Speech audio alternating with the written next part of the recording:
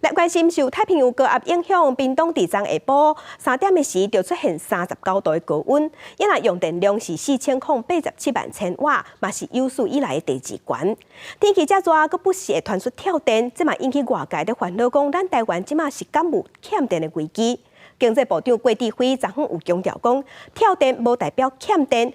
台电会加强设备，互设备较稳定。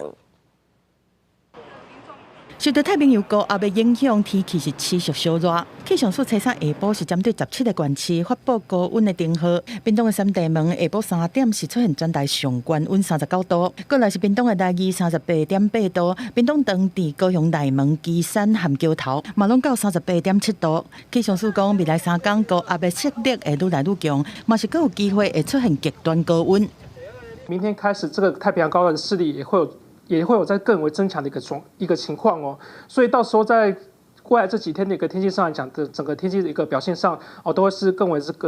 是一个高温炎热的一个情形哦。热天热甲挡袂牢嘛，推升全台的用电量。初三的用电量是到4087万千瓦，是史上第2悬。备转用量率是9.92%。灯号是供电正力的黄灯，加上最近各地拢一直跳电，外界关心讲敢有欠电的疑虑。经济部长郭志辉是搁一摆强调讲，跳电是无等于欠电，为着加强供电的完善率，考虑对国外引进移工，强化台电供电设备的维修。因为要赶快把这个外面的妥善率做好，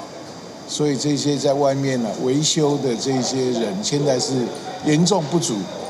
所以我们就是要赶快的这个跟劳动部协调，赶快从国外引进一些外籍移工不过，照现行法规的规定，台湾并无开放能源业会当引进移工。目前台电敢会当引进营建业的移工来做亲像变电所这种工程。郭志辉嘛承认讲，还未和劳动部讨论，但是这件代志是真紧急，第一礼拜就会和劳动部讨论出一个结果。记者综合报道。